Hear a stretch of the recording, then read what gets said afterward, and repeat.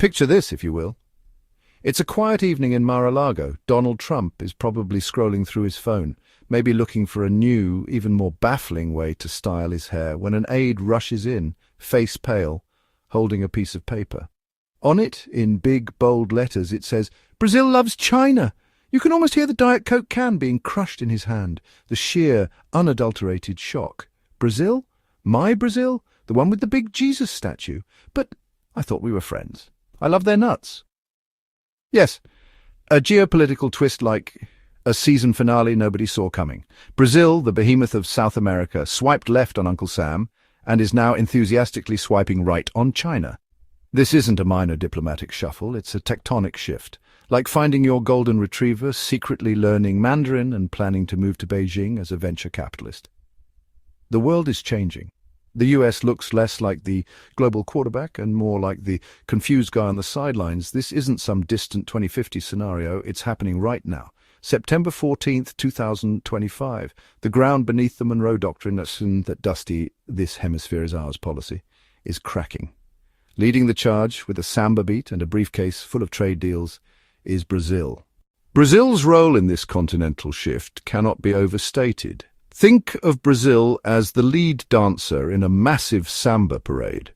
Once they start moving in a certain direction, their energy and rhythm are so infectious it's nearly impossible for the rest of the dancers, in this case other Latin American nations, not to follow along.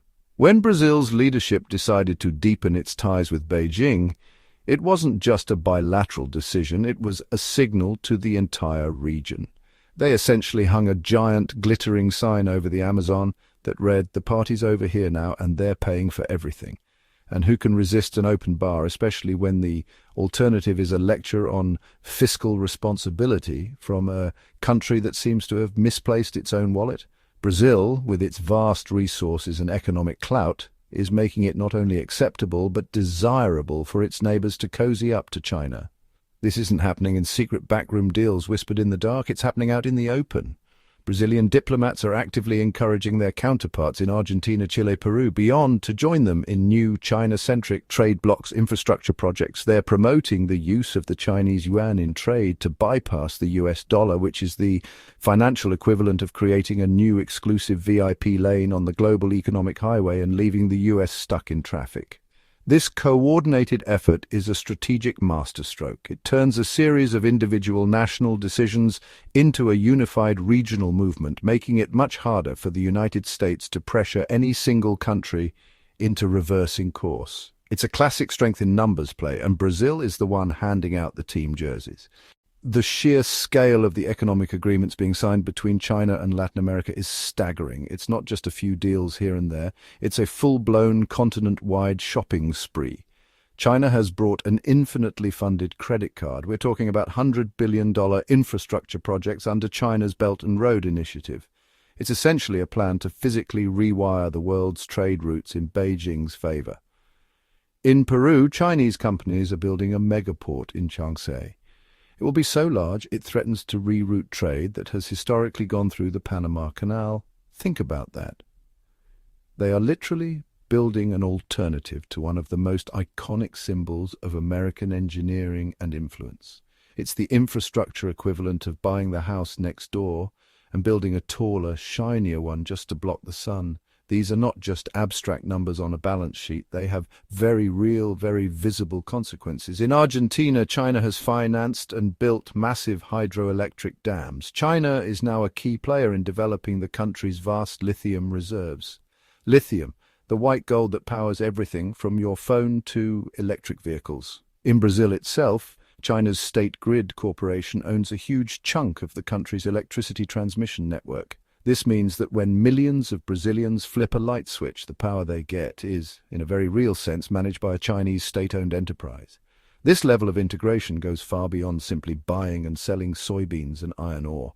It's about embedding Chinese technology standards and capital into the very backbone of Latin American economies for generations to come.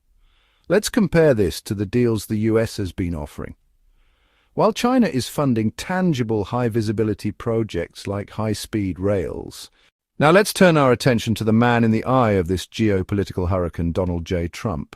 His reaction to this growing Sino-Latin American alliance has been, to put it charitably, less than diplomatic. It's been a masterclass in panic, frustration, and a complete inability to comprehend a world that doesn't revolve around him. His public statements and late-night posts on social media read like the diary of a jilted lover who can't believe he's been dumped. You can almost feel the steam coming off his phone as he types. Brazil, a country I helped so much, is now in bed with communist China, a total disgrace. They will regret it bigly. It's a reaction devoid of strategy, replaced entirely by raw, unfiltered outrage. He sees it not as a complex geopolitical shift, but as a personal betrayal. The core of Trump's concern seems to boil down to a single, recurring theme. They're laughing at us. This phrase encapsulates his entire foreign policy worldview. For him, international relations isn't about mutual interest or complex diplomacy. It's a global reality show where the only goal is to not be the one who gets laughed at.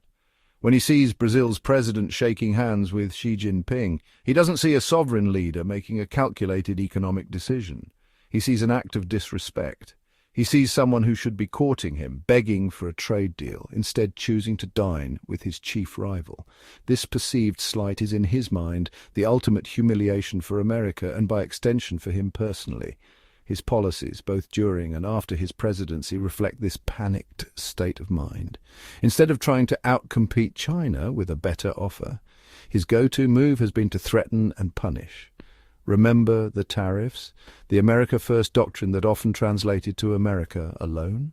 Section 5, A Tale of Two Suitors. Uncle Sam versus the panda in the playground. Imagine Latin America as a playground. For years, one kid, Uncle Sam, was the undisputed king of the sandbox. He owned the best toys, made the rules, and if you wanted to play, you had to play his way. Sometimes he'd share his toys, but often with a long list of conditions. You can borrow my toy truck, but you have to clean the sandbox first, promise to only drive it on the designated paths, and acknowledge that it's the best toy truck ever made. Then a new kid shows up on the playground, the panda. He doesn't say much, but he arrives with a giant bag full of brand new shiny toys. Digger crane train set. And his only rule is, let's build something cool together. He doesn't care how you play with the toys, as long as you're playing with him. Who do you think the other kids on the playground are going to flock to?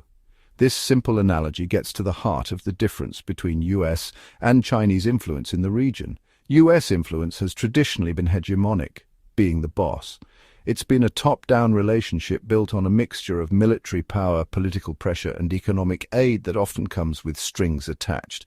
Demands for democratic reforms, human rights improvements, or market liberalization. These are noble goals, to be sure, but they can feel like intrusive lectures to governments trying to solve immediate problems like poverty, unemployment. American influence says, become more like us and then we'll help you. Section 6. Why bother with Washington? The allure of a no-strings-attached partner. So, why is this great shift happening now? Why are so many Latin American countries, led by Brazil, seemingly ghosting the United States? A big part of the answer lies in simple frustration. For decades, the relationship with Washington has been a roller coaster of intervention, neglect, unfulfilled promises. One administration might launch a grand alliance for progress, the next gets bogged down in domestic issues, and Latin America is sidelined. Immigration, drugs. This inconsistency makes the US unpredictable and often frustrating. Leaders in the region feel like they're constantly being judged and lectured by a country that doesn't always practice what it preaches. Then there's the economic reality. The United States just isn't the only game in town anymore. China has emerged as the largest trading partner for most of South America. Brazilian soybeans, Chilean copper, Peruvian fish meal.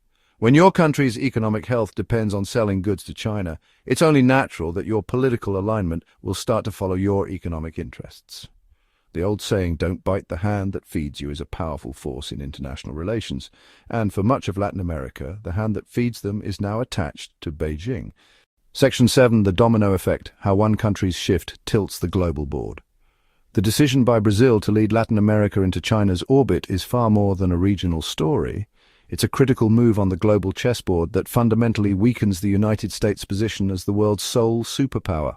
For over a century, the Western Hemisphere was America's safe space. It was the one part of the world where US dominance was almost absolute. It gave a secure, strategic backyard to project power across the globe. With China gaining a massive economic and political foothold in that backyard, the US now finds itself having to play defense on its home turf. This diverts American attention, resources, and diplomatic energy away from other critical regions like Europe, Indo-Pacific.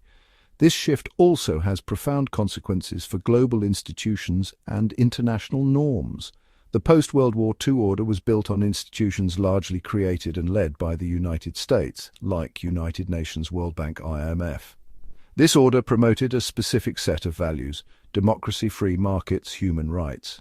As China's influence grows, it is building a parallel system with its own institutions, like the Asian Infrastructure Investment Bank, and values that prioritize state control and national sovereignty over individual liberties.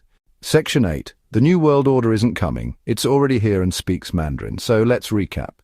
We have Brazil, the giant of South America, leading a continental pivot away from its traditional partner, the United States, and into the warm, cash-filled embrace of China. We have a former American president in a state of perpetual shock and outrage, whose own policies may have helped create the very situation he now condemns. We have a stark contrast between America's offer of a conditional, values-based partnership and China's straightforward, no-questions-asked economic deals. This isn't just about a few trade agreements or diplomatic snubs. This is a fundamental realignment of power in the 21st century happening right under our noses. The era of unquestioned American dominance is over. It didn't end with a bang, but with the quiet signing of thousands of contracts. Ports, railways, power grids. The importance of this change cannot be overstated. It signals the rise of a truly multipolar world where the United States is just one great power among several, not the single indispensable nation. This new reality requires a completely different approach from Washington. The old playbook of threats, sanctions, and lectures from on high is clearly failing. To compete with China's influence, the US will need to offer something better. It needs to wake up, look south, and realize the world has changed while it was looking the other way.